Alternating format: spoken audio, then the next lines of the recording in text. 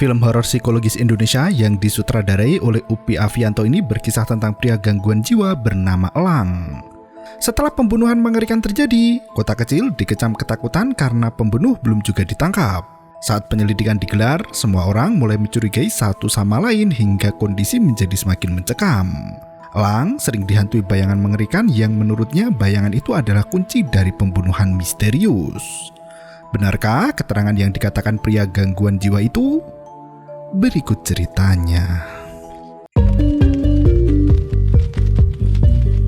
Malam itu Elang berlari di tengah hutan yang gelap nan sepi. Ia terus berlari tak tentu arah hanya berharap untuk kembali. Sementara di waktu yang sama, seorang wanita berkerudung hitam polkadot mengendarai mobil dengan santainya sembari menghisap rokok. Elang yang ketakutan terus berlari hingga berhenti tepat di depan mobil si wanita polkadot itu.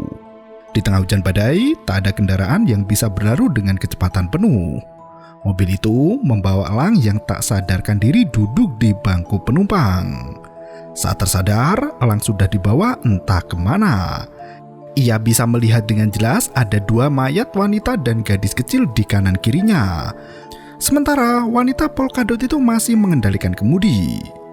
Sementara di samping wanita itu, sosok berkostum kelinci duduk menatap jalanan kota yang berlumuran darah. Di bawah salib, Elang terbangun dalam kondisi basah keringat setelah memimpikan sosok kelinci itu lagi. Ia meyakini wanita pengendara mobil adalah darang dari semua kecaman di kota busuknya itu. Ningsih, pramusaji di kedai kopi pagi itu mengeluhkan kondisi kota yang kian mencekam setelah pelaku pembunuhan melarikan diri. Pembunuh itu membawa teror yang luar biasa hingga semua perempuan dilarang berkeliaran larut malam. Dari rumor yang beredar, pembunuh itu mengincar perempuan untuk dijadikan mangsa selanjutnya. Ningsih melirik ke bos wanitanya bernama Bu Erli yang tetap buka hingga larut malam meski dihimbau untuk tutup lebih awal. Ia pun dipaksa kerja sampai malam dan pulang bertaruhkan nyawa. Pria yang duduk di depan Bu Erli adalah penyidik yang mencurigai Ningsih sebagai pelaku utama pembunuhan berantai itu. Setelah sarapan dan minum kopi, Elang pulang ke apartemennya dan bertemu gadis kecil tetangga kamar bernama Senja. Ia memberikan permen dengan trik sulap murahan yang muncul dari balik telinga anak itu.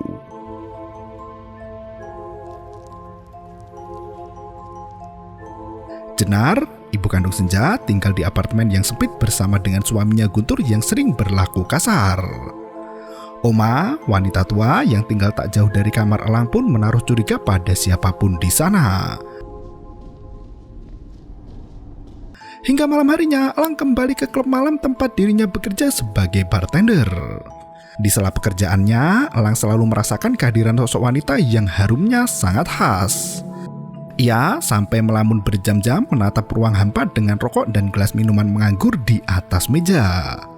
Seorang rekan kerja mengetahui keanehan Elang dan melaporkannya pada bos. Elang keluar dari klub malam dan kembali merasakan kehadiran sosok perempuan yang pernah hadir dalam mimpinya itu. Bahkan saat ia hendak bersantai sambil menyaksikan kesenian tradisional, bukan ketenangan yang didapat, melainkan sosok perempuan tersebut. Dengan lekukan tubuh berbahaya, wanita itu berteriak meminta Elang untuk membebaskan dirinya. Bebaskan aku! Elang kembali terbangun setelah mendapat mimpi aneh itu. Jenar menyapa Elang yang berjalan sendirian di lorong apartemen. Ia mempertanyakan kabar terkait pembunuh yang berkeliaran di kota mereka. Jenar takut jika pembunuh itu berada di apartemennya. Ia meminta Elang untuk membeli clue siapa pelaku yang sebenarnya. Elang mengaku tak tahu menau dan ia pun tak menaruh curiga pada siapapun juga. Tak berselang lama, suami Jenar terlihat berjalan menuju ke apartemennya. Jenar sangat ketakutan dan langsung menutup pintu rapat-rapat. Elang saling tatap dengan pria kasar itu dan bergegas kembali ke kamarnya sendiri. Malam itu, Elang mendengar suara Senja dan Jenar yang menceritakan kisah legenda Timun Emas. Elang beranjak dari ranjang menanyakan bagaimana Jenar bisa masuk ke dalam apartemennya. Senja tertawa riang mengajak Elang untuk ikut mendengarkan cerita. Sontak, tatapan Elang berubah drastis seperti orang ketakutan. Ternyata sosok kelinci mengerikan sudah berdiri di belakang dua perempuan dengan menatap penuh tajam. Jenar kini menggoda Elang untuk mendekat padanya. Ia menawarkan cerita baru yang sangat menarik untuk didengarkan bersama. Kelinci yang berdiri di pojokan kamar kini berjalan mendekati Jenar sembari mengangkat kapak hendak menebas kepala perempuan rupawan itu.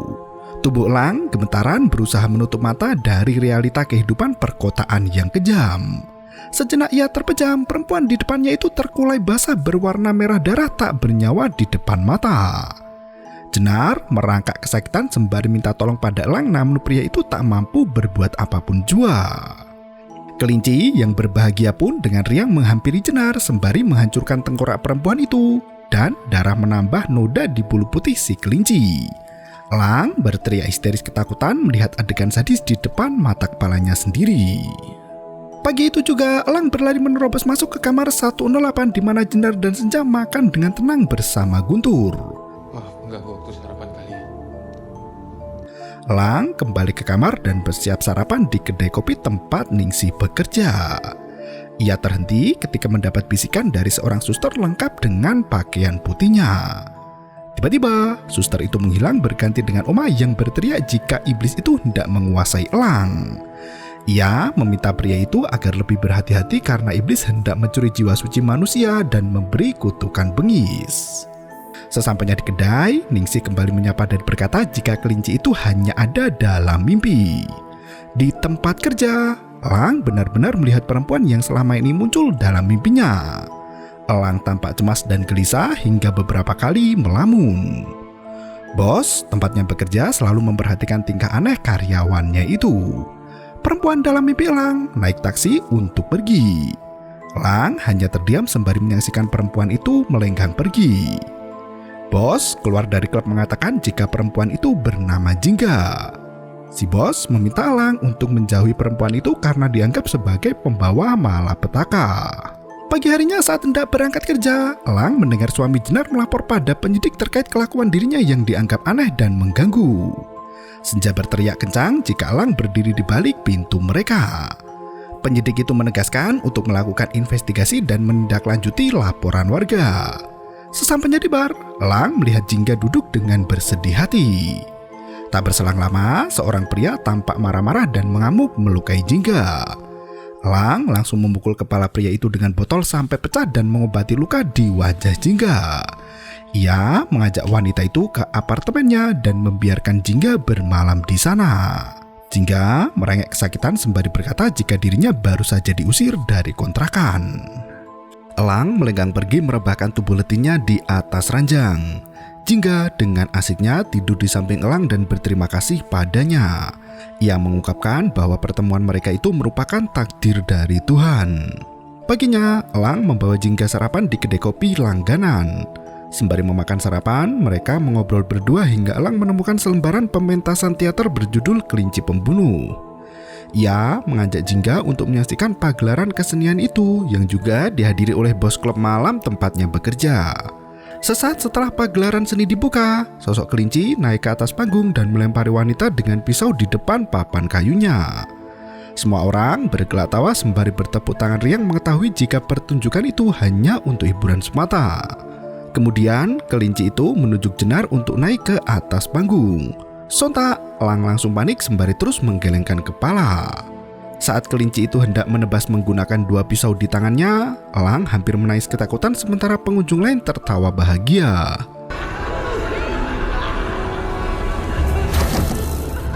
Untungnya tak ada satupun pisau yang melesat dan Jenar pun selamat. Mereka kembali pulang ke apartemen dan Elang menyelinap masuk ke kamar Jenar. Ia terkejut melihat Senja mengenakan topeng kelinci dan ayah Senja menggunakan kostum kelinci itu. Saat ia kembali ke apartemennya, Elang melihat kaki menggantung di depan muka. Ternyata itu adalah Jingga yang sudah tak bernyawa di sana. Seketika lampu padam dan membuat Elang panik dibuatnya. Seorang suster muncul dan memberikan alamat rumah padanya. Ia segera berlari menuju ke alamat itu dan menemukan bercak darah di lantai kamar. Tak berselang lama, Jingga menghampiri dan menangis di pelukannya dengan wajah penuh luka berdarah. Elang mengusap lembut wanita itu sembari berkata jika tak ada yang bisa melukai wanita itu lagi. Mereka tidur berdua hingga paginya Elang menemukan mainan milik Senja dan mengembalikannya. Sekembalinya ke kamar, Jingga mundar-mandir membawa pisau hendak membunuh mereka yang pernah menyakitinya dulu. Ia menegaskan bahwa hanya kematianlah yang bisa membebaskannya dari belenggu neraka duniawi. Jingga menangis di pelukan Elang sembari menegaskan bahwa mereka harus mati. Saat terbangun dari tidurnya, tiba-tiba Elang terperanjat melihat Jingga bersimbah darah. Saat ia memeriksa darah di tangannya, Jingga terbangun dalam keadaan baik-baik saja dan bertanya apa yang terjadi. Elang berlari ke kamar mandi, namun air di wastafelnya mengeluarkan banyak darah, bahkan dari dinding mengalir darah segar yang menggenangi lantai. Pria itu berjalan sempoyongan keluar dari kamar dan melihat Guntur menyeret plastik sampah besar yang menyisakan noda darah. Melihat hal itu, Elang mengikuti kemana perginya mereka hingga sampai di mobil pria itu. Sampah plastik besar dimasukkan ke dalam bagasi dan Guntur terlihat menjalin kerjasama kotor dengan penyidik.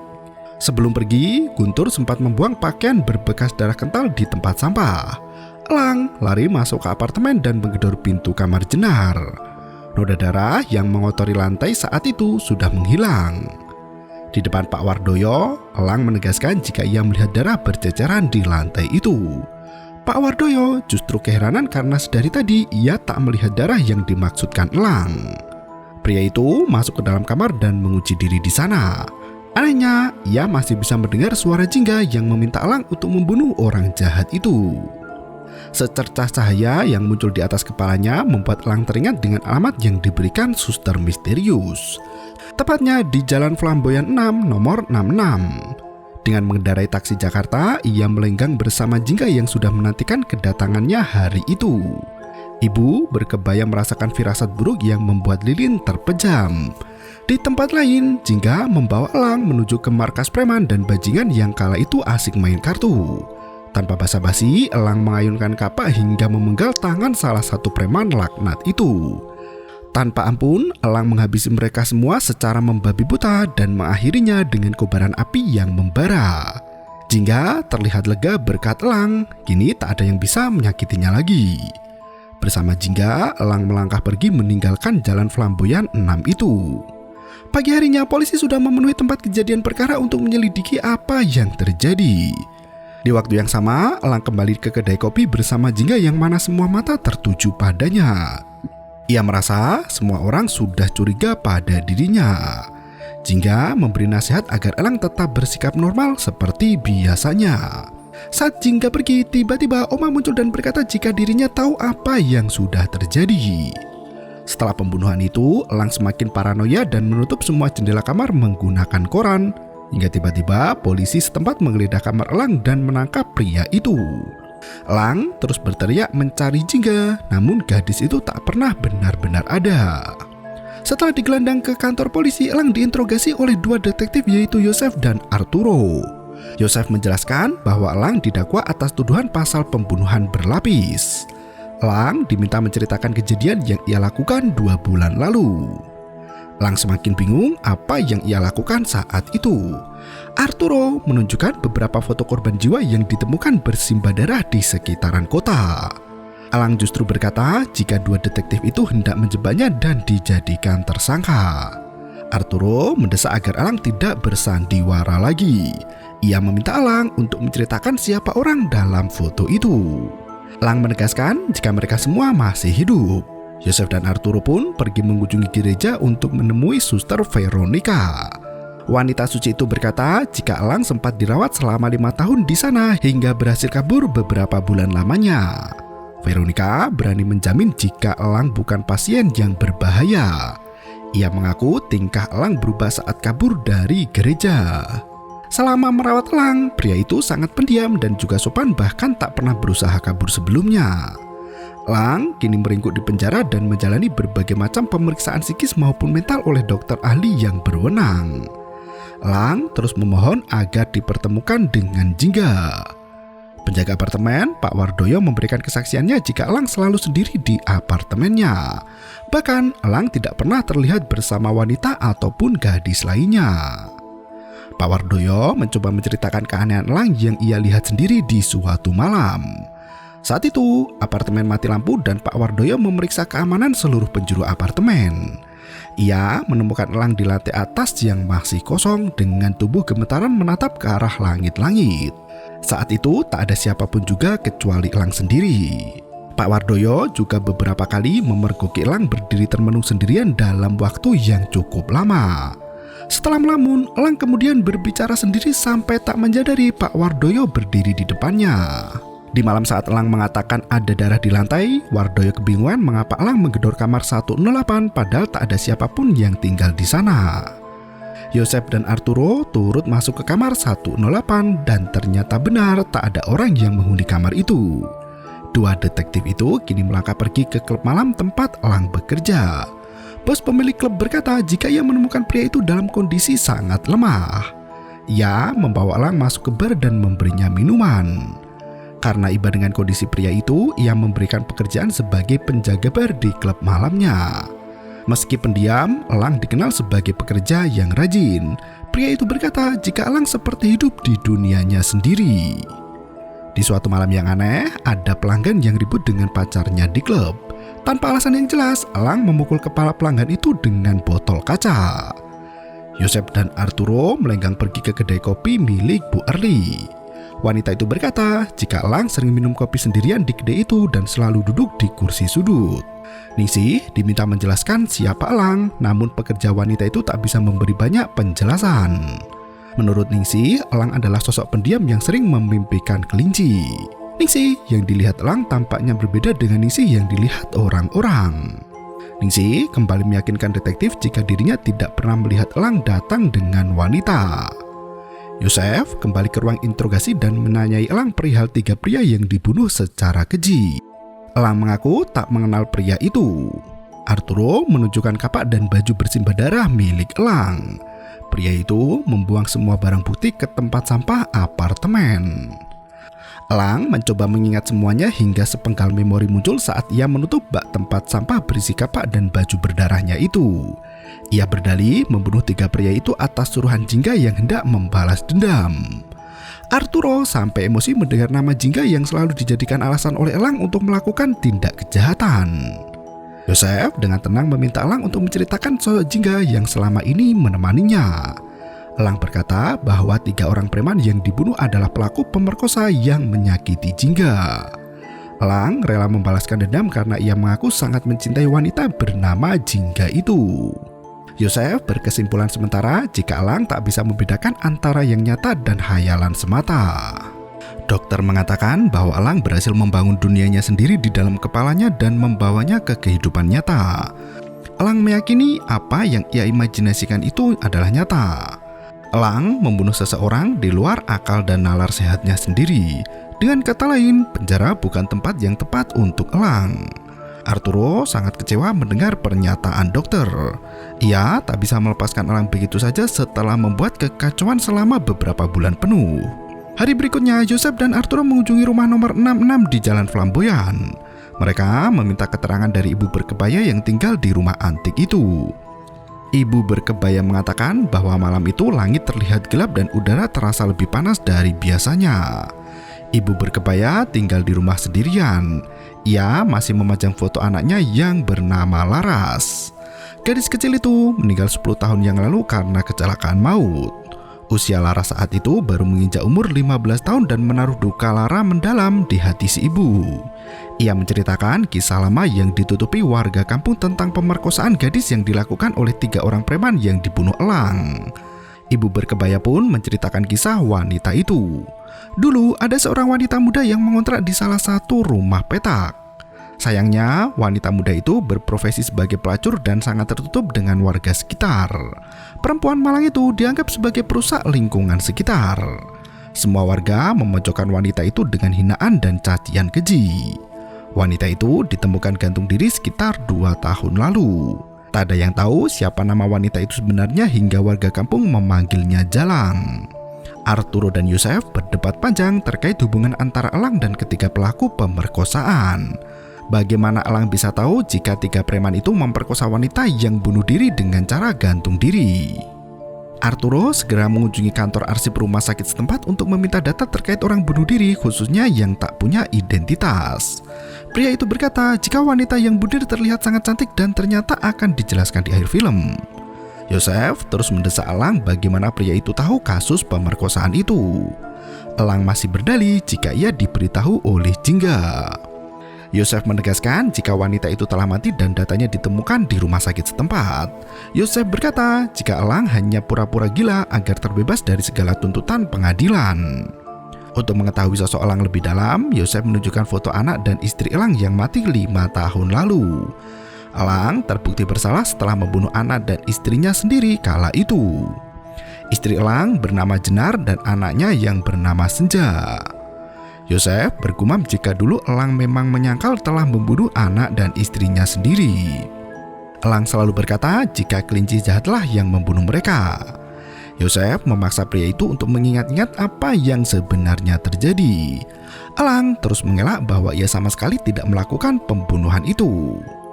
Berada di dalam tekanan besar, Elang terperangah dan mulai teringat dengan kejadian masa lalu.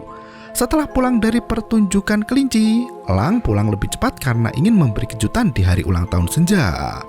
Elang bekerja sebagai badut kelinci yang gemar memainkan sulap berbahaya. Dengan membawa sekotak kado, ia menghampiri putrinya Senja. Jenar tampak ketakutan melihat suaminya pulang cepat. Mereka baru saja mengemasi barang-barang untuk pergi meninggalkan Elang.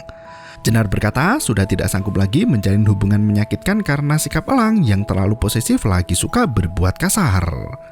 Si kecil Senja sampai merengek ketakutan di pelukan ibunya. Elang melenggang pergi dan kembali ke kamar membawa kapak hanya untuk menghabisi nyawa istri tercinta. Teriakan Senja tak bisa menyadarkan Elang dari hati yang bengis. Guntur, selingkuhan Jenar, masuk ke dalam rumah meminta Jenar untuk segera pergi sebelum Elang pulang. Nasnya, Guntur menemukan Elang bersimbah darah dan Jenar sudah tak bernyawa. Saat hendak menyelamatkan kekasihnya itu, Elang membunuh Guntur dengan emosi penuh kemurkaan. Yosef meminta Elang untuk mengingat kejadian itu. Elang justru menggelengkan kepala seolah tak percaya dengan kisah hidup yang begitu kelam. Ia berkata jika Jenar dan Senja adalah orang yang paling ia cintai di dunia ini. Elang membuka topeng kelinci itu sambil menangis bersimpuh di depan mayat anak dan istrinya. Di waktu yang sama, Arturo melangkah pergi dari rumah sakit dan menelpon kantor polisi meminta Yosef untuk menunggu. Ia membawa informasi yang sangat penting dan berguna bagi penyelidikan.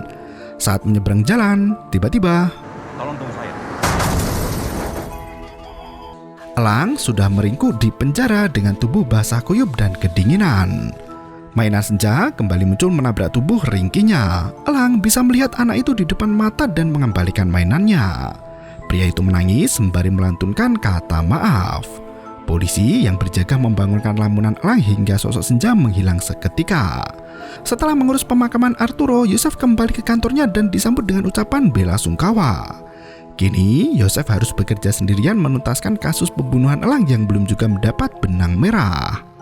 Yosef memilih untuk memberikan Elang ke gereja tempat dirawat sebelumnya. Haris, petugas kantor pusat, menelpon Yosef untuk memberi kabar terkait kematian Arturo yang dicurigai bukan kecelakaan biasa. Yosef meminta dokumen yang dibawa oleh Arturo, namun tampaknya dokumen itu menghilang dan tak ditemukan di TKP. Yosef langsung melenggang pergi ke rumah sakit dan mendapat kabar mencengangkan jika wanita itu ternyata belum mati. Petugas menuturkan bahwa wanita itu diselamatkan oleh seorang ibu yang membawanya ke rumah sakit itu. Di waktu yang sama, Jingga menyamar sebagai biarawati hanya untuk menemui Elang yang dikurung di sana. Dengan membawa suntikan obat penenang, Jingga meminta Elang agar tetap tenang karena dirinya akan selalu ada dimanapun Elang berada. Ibu berkebaya itu adalah orang yang menyelamatkan Jingga saat hendak bunuh diri. Ia memalsukan kematian Jingga dan membuatnya tak eksis di dunia. Jingga diperlakukan bak anak kandungnya sendiri, Laras. Jingga sama sekali tak terkesan dengan kebaikan ibu berkebaya. Ia memaksa agar ibu berkebaya itu membantunya membalas dendam pada 3 bajingan yang memperkosanya dulu. Ibu berkebaya menitipkan Jingga ke gereja dan memperkenalkan wanita itu sebagai keponakan yang bernama Laras. Dengan mudah, Jingga mendapat identitas baru sebagai suster Laras dan tinggal di gereja bersama dengan suster yang lain. Ibu berkebaya sengaja mengutak-atik data pasien rumah sakit jiwa Lucius dan menemukan identitas pribadi Elang. Ia membantu Jingga untuk menemukan boneka yang tepat dalam misi balas dendamnya. Sosok ibu berkebaya itu menghipnotis Elang agar selalu mematuhi perkataan Jingga dan menyerahkan jiwa raganya untuk tuan baru. Sosok Oma adalah pasien rumah sakit jiwa yang melihat semua kejadian itu dari balik jendela kamar rawat Elang. Ia selalu membisikkan kata di telinga Elang agar pria itu menyadari apa yang telah menimpanya. Elang kembali terbangun di ranjang rumah sakit jiwa Lucius dan melangkah pergi untuk menyalurkan amarah Jingga. Di waktu yang sama, Suster Ana mendengar keributan dari kamar Oma dan mencoba memeriksanya. Sesampainya di kamar, wanita renta itu telah menghilang. Suster Ana mencari di kamar mandi dan berteriak kencang melihat kondisi Oma yang sangat mengerikan. Pak Egi, petugas penjaga keamanan rumah sakit, segera menyambangi suara teriakan Suster Ana dan ternyata tak hanya Oma yang dihabisi Elang, namun Pak Egi dan Suster Ana ikut dibunuh juga. Jingga terlihat sangat puas mengetahui boneka kelinci itu masih mematuhi perintahnya. Elang kembali terbangun di ruang isolasi dan melangkah pergi keluar dari rumah sakit. Dengan mudah, gerbang rumah sakit itu dibuka lebar dan Elang kembali kabur melewati hutan belantara. Setelah pelarian yang sangat panjang, ia sampai di tengah jalan raya dan jatuh pingsan tepat di depan mobil Jingga. Ibu berkebaya duduk di samping wanita itu dan berkata jika dendam Jingga telah dibalaskan. Sembari mengendarai mobil, Jingga berkata jika mereka akan kembali berpetualang bersama Elang. Yosef sangat terlambat datang ke TKP. Suster dan pendeta kalang kabut mencari Elang yang sudah pergi jauh bersama ibu berkebaya dan juga Jingga. Suara lantunan langgam Jawa terdengar mengiringi kepergian 3 kriminal itu dan film pun berakhir. Suasana mencekam dan sinematografi yang ciamik menempatkan belenggu ke dalam film yang patut direkomendasikan. Meski masih terdapat plot hole sana-sini, namun nuansa mencekam yang dibangun berhasil menutupi segala kekurangannya. Elang yang memiliki jiwa sadis sukses diperankan dengan cara manipulatif hingga terlihat sebagai orang baik serta lemah lembut terhadap wanita. Ternyata semua yang ia lakukan hanya peran dalam peran. Elang mengikuti semua jalan cerita yang dijalin rapi oleh Jingga dan ibu berkebaya. Entah apalagi yang akan mereka lakukan. Sementara dendam Jingga sudah terbalaskan dengan tuntas. Sutradara mengungkapkan bahwa manipulasi akan membawa belenggu yang membuyarkan antara kenyataan dan fiksi belaka. Terima kasih dan sampai jumpa. Yo, bermau itu ketara.